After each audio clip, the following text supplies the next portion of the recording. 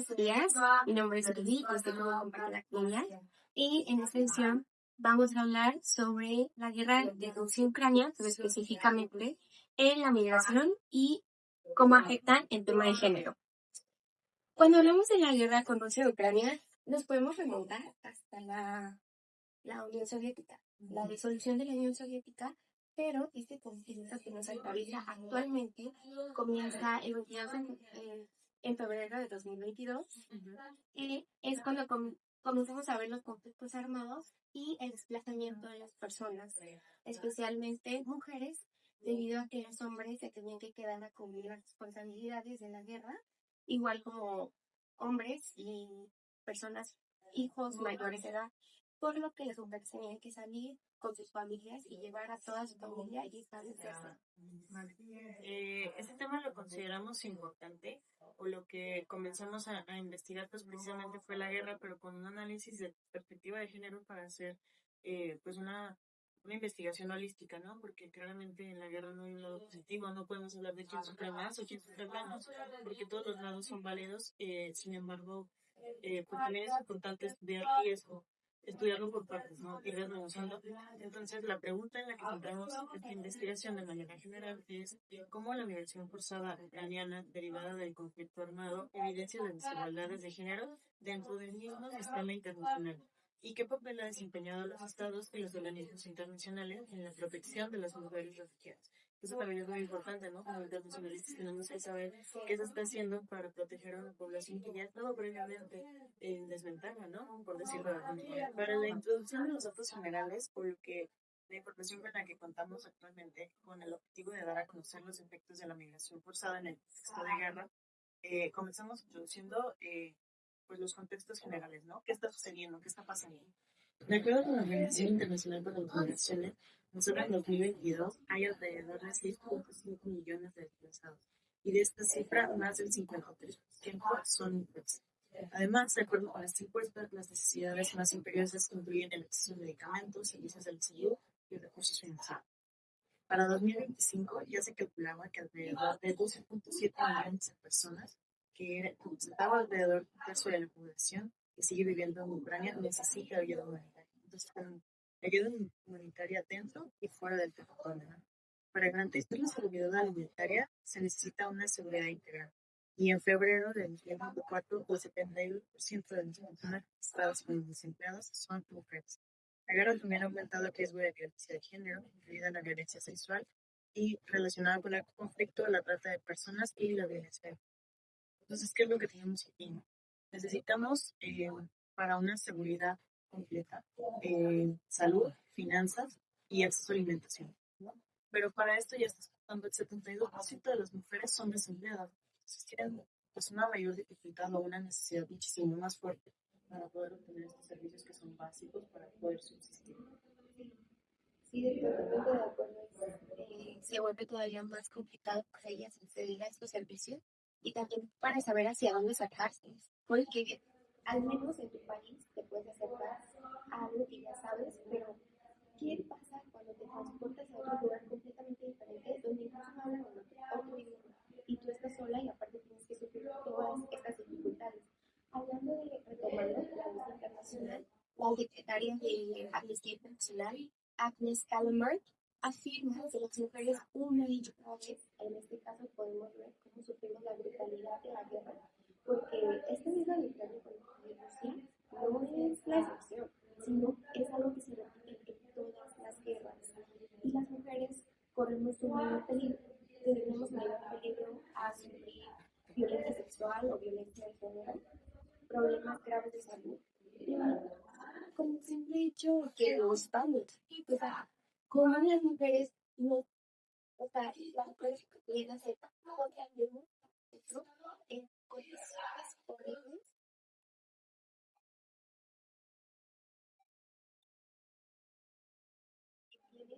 Tienen enfermedades derivadas de, como la endometriosis, pues obviamente aumentan la presión, exacto. Entonces, cáncer, incluso cáncer de mama, cáncer de ovario, o sea, son situaciones fuertes. Pero también al mismo tiempo las mujeres somos excluidas de la toma de decisiones, por lo tanto, se vuelve más fácil que nuestros derechos y necesidades se van más vulnerados en estos procesos.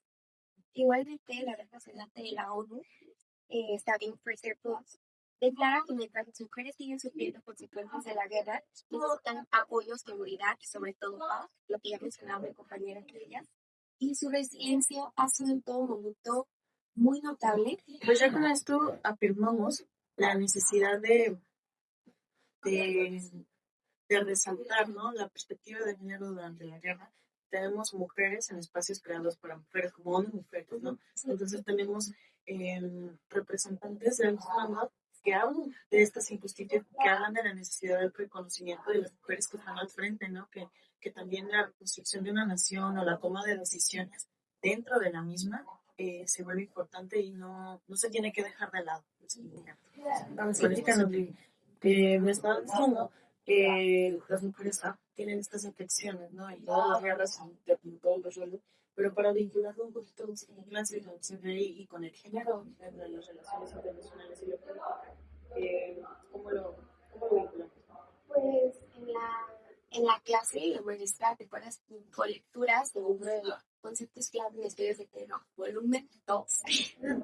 Lo que sí nos permitió bastante comprender y profundizar estos conceptos de política, cuerpo, género, donde nos habla de que somos una categoría social, que sirve para decir, tú eres hombre y tú eres mujer, sino que tiene una carga, es una carga de tu rol, qué rol ejerces como en la sociedad.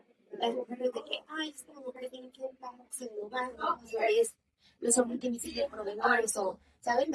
Ahora han cambiado y hemos trabajado como en que esos roles ya no nos definen, nosotros podemos tomar el papel que queramos, pero de todos modos siguen definiendo.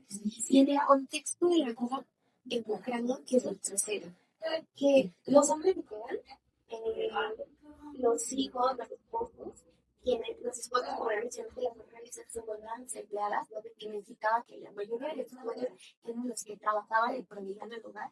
Entonces ahora una mujer que siempre se dedicó a su familia en su casa, tiene que salir a otro país y a otros países, porque tiene que irse desplazando hasta llegar a un lugar en el que se pueda encontrar segura.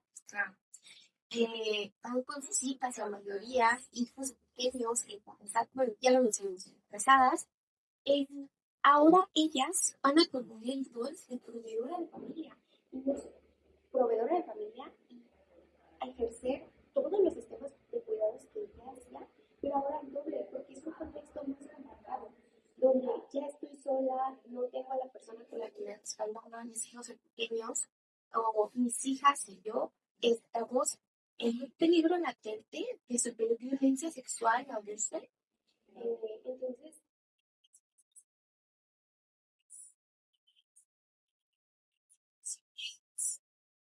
lamentables donde llegan albergues. ACNUR, por su parte, ha brindado albergues y atención, servicios de salud, pero pues ya sabemos que al final de estos casos siempre queda limitado, porque lamentablemente Rusia y Ucrania no son los únicos países que se encuentran en una guerra o en una crisis humanitaria, sino no solamente son mujeres ucranianas disputando, sino que son mujeres y personas de todo el mundo haciendo este cruce. Y como ya nos mencionaste los datos de la OIM, ellos ayudan a que el flujo migratorio sea muy seguro, pero sabemos la realidad. Claro, que sigue habiendo retos, ¿no? O sea, no porque haya instituciones de por medio significa que está asegurada la seguridad de ella. O sea, no quiere decir que haya nada asegurado porque hay una intervención. Y claro que es importante, no se deja de lado que el hecho de que existan hace que se puedan exigir mejoras, ¿no? Entonces, eh, existe quien solicitar apoyo, pero también es una parte social que es muy importante, que el rol de género va ligado a una expectativa. Entonces, si yo espero versus tengas una familia, la administres, tengas todo, sí, siempre, pues, ¿cómo te amplifica este estrés el hecho de que todo lo que tenías como una garantía, como tu trabajo, como tu esposo, que te detiene, ¿no? Porque, pues, a fin de cuentas tienes un lugar en donde caer, se supondría, siguiendo estos roles, entonces ya no tienes trabajo, no tienes una institución que garantice salud, no tienes alguna educación segura para tus hijos, por ejemplo. Entonces, ¿cómo garantizas estos movimientos? ¿No? ¿Cómo es que estos roles o estas expectativas siguen cayendo sobre ti como persona, a pesar de que toda esta situación pues es totalmente ajena a tu control, ¿no? Es totalmente ajena a incluso a la capacidad de un Estado, ¿no? Por eso está la cooperación internacional, porque sobrepasa sus capacidades y necesita de apoyo, ¿no? Que la Unión Europea se ha mostrado muy solidaria en cuanto a esto, desde corredores económicos para facilitar el movimiento y el flujo de dinero, eh, o sea, múltiples acciones que ha habido para poder seguir fomentando esta parte. Y a pesar de eso, encontramos otra vez las mismas desigualdades, ¿no? Creo que me parece que era la misma OIM, decía que para las mujeres o el apoyo que se daba con perspectiva de género eran transferencias directas. Era el Programa Mundial de Salud, que a las mujeres se les daba transferencia directa nada más. Pero entonces las demás, o sea, te doy el dinero, tú verás cómo lo administras o te lo gastas. Entonces, mm, no se cubre de manera holística pues las necesidades, sí, creo. Y justo de te doy el dinero y tú te lo gastas para que las personas, hay muchas personas que siguen su tránsito por vías en las que son acechadas por criminales, en donde les cobran dinero por cruzarlas de un lado a otro, de que te cruzo mi camión para que vayas más segura, pero tienes que pagar. Tienes que pagar por cada uno de tus hijos. Entonces, este dinero juega, pero no va a ir destinado a que ellos tengan una alimentación, tengan salud. Entonces, pues me parece como un poco de como te doy el dinero y no es que tú administralo antes que lo quieras.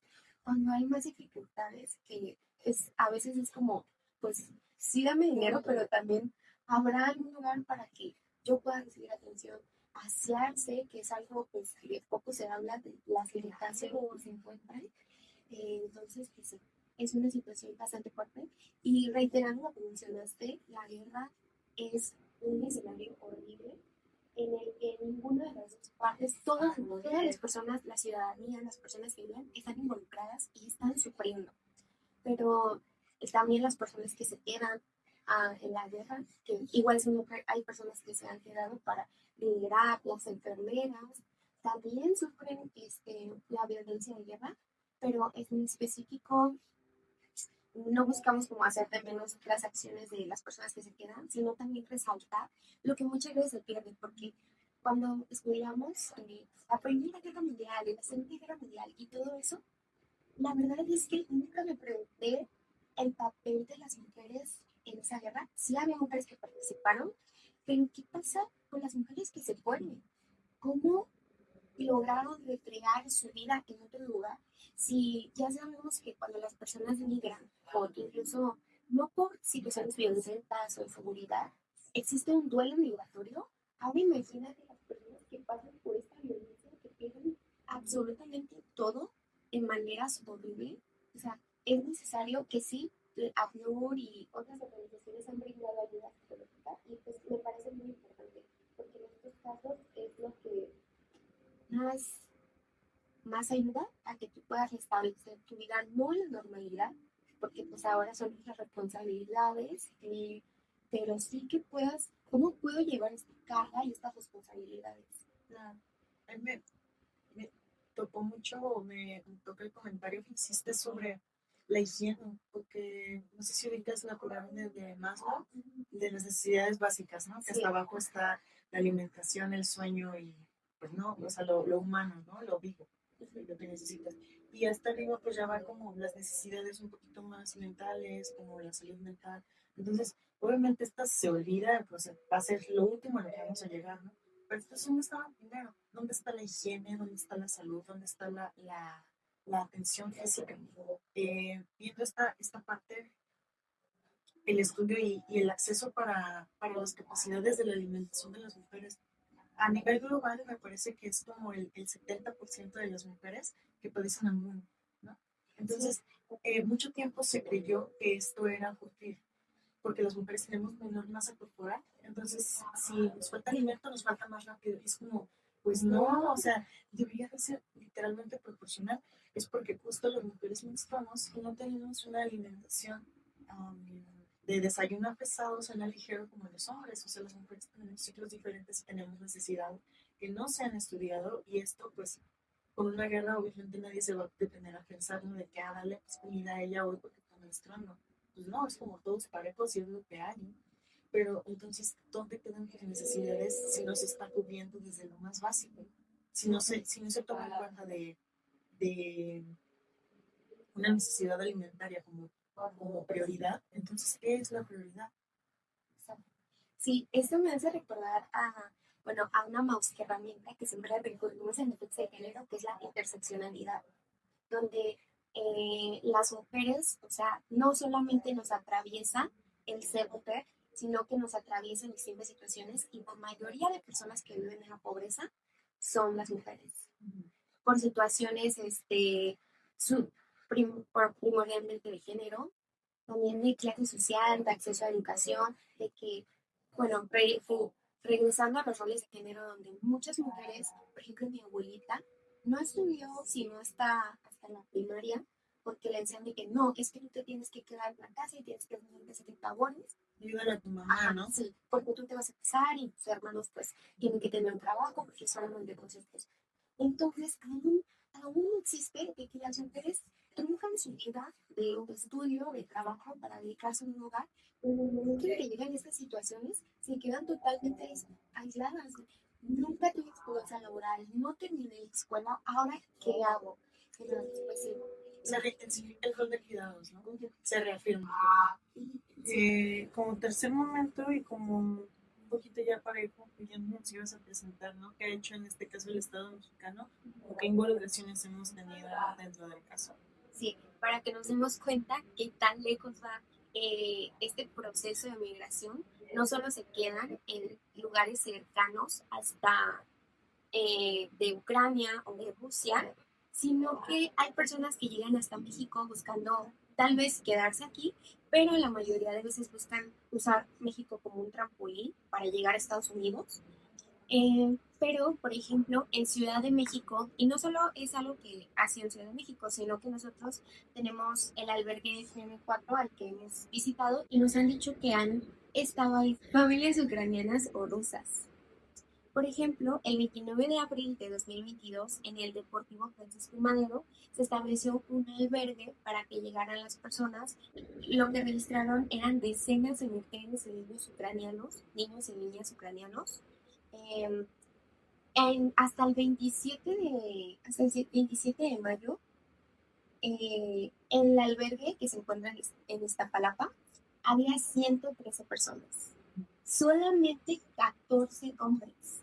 36 eran mujeres y 53 eran entre niñas y niños. El director ejecutivo de United for Ukraine, quien es una organización que ofrece ayuda a los ucranianos en Tijuana y Ciudad de México, estos niños terminaron en el hospital por complicaciones médicas, justamente lo que hablamos. Y imagínate este trayecto, o sea, cuánto tiempo llevan. Si no es que eran niños que ya tenían una afección médica, la generaron durante ese proceso.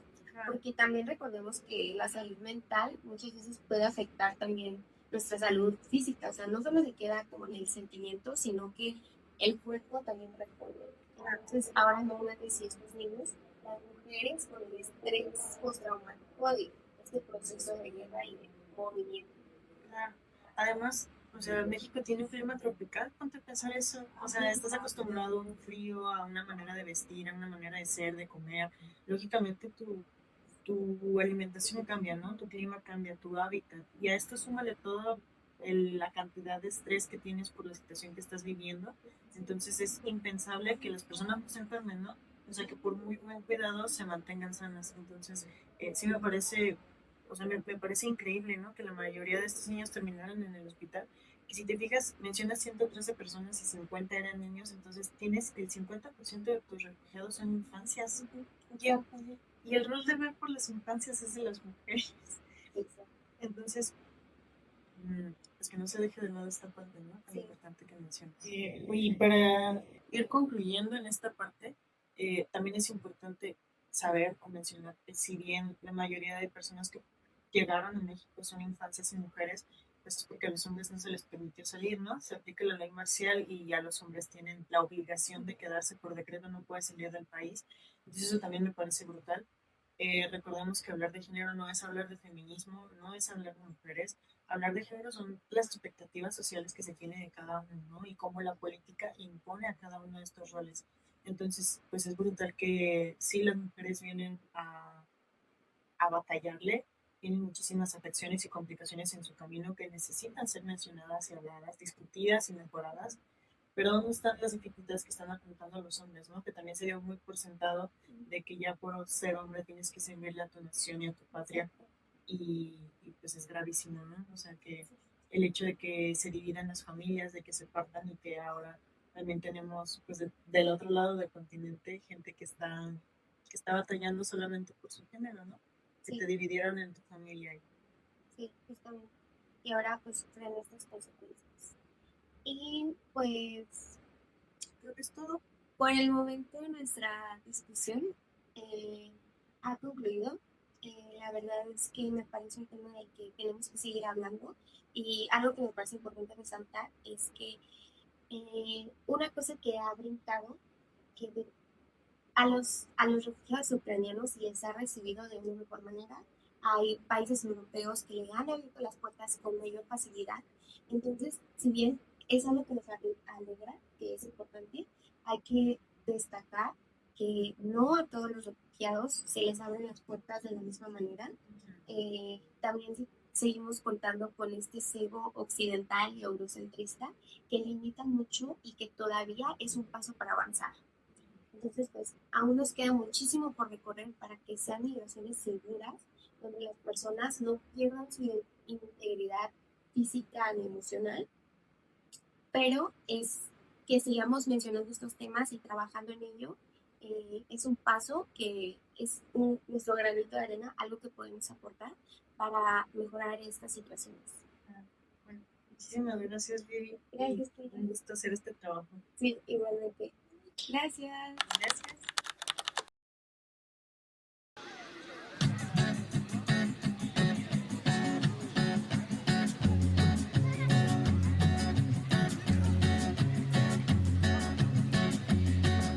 Solo voy con mi pena, sola va mi condena. Correré mi destino para burlar la ley, perdido en el corazón de la grande Babilón. Me dicen el clandestino por no llevar papel. Pa' una ciudad del norte yo me fui a trabajar. Mi vida la dejé entre Ceuta y Gibraltar. Soy una raya en el mar, fantasma en la ciudad. Mi vida va prohibida, dice la autoridad. I would want to go back home. I have husband and mother and grandparents in Ukraine, so I really want to go home.